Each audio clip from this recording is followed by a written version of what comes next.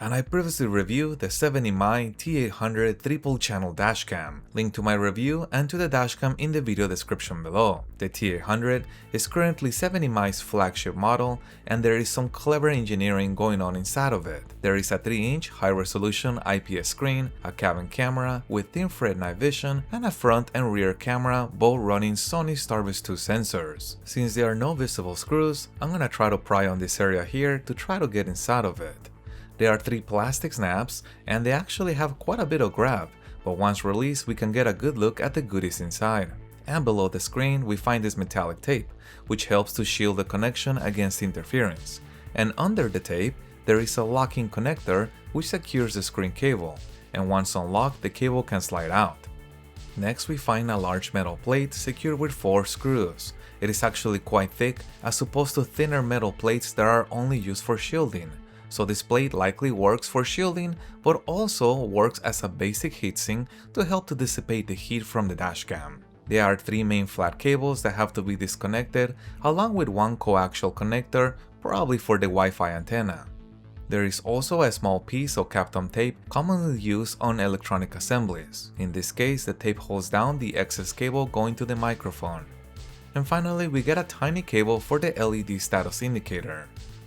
Found our first Easter egg, there is a cleverly hidden button that is not mentioned on the manual and is likely a reset switch which could be accessed via the vents. There is 1 last screw securing the board along with 2 cables that have to be unplugged. 1 cable comes from the cabin camera housing and a 2nd cable powers the speaker. And these are thermal pads which help to transfer the heat from the main components to this heatsink. And let's see how big this thing actually is.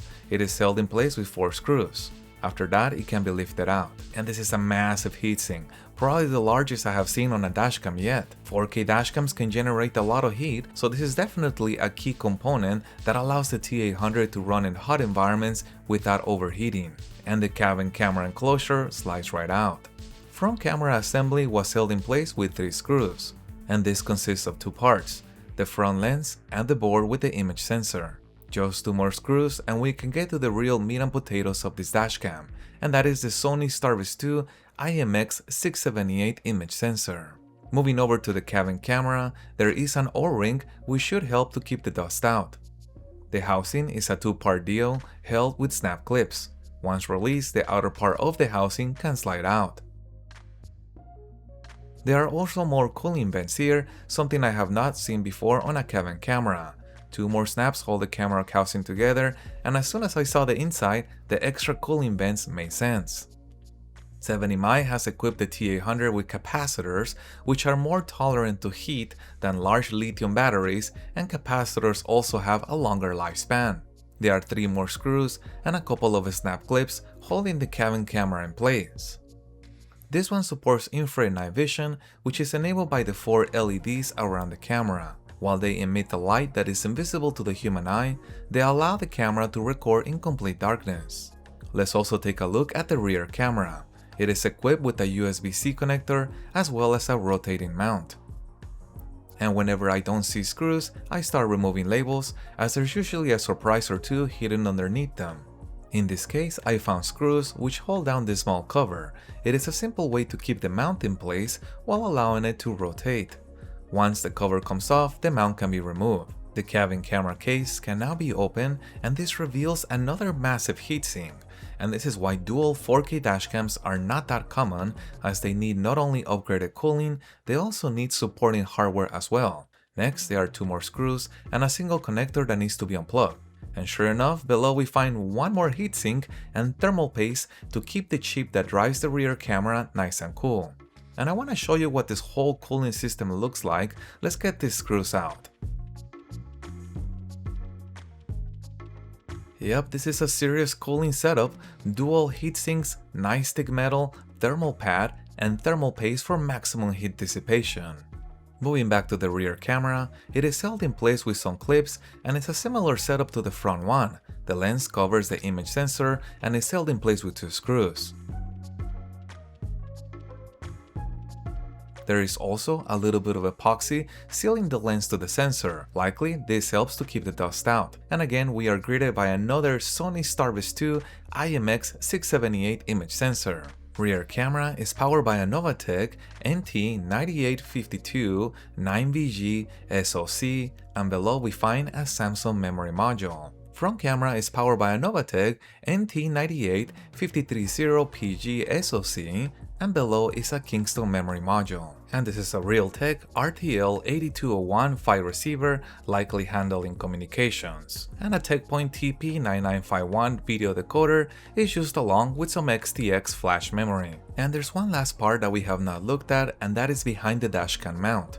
With several cables going to it, there is bound to be some good stuff down there. And 70mai got really clever on packaging this dashcam. It seems every space was used as efficiently as possible, like this area here that holds several key components.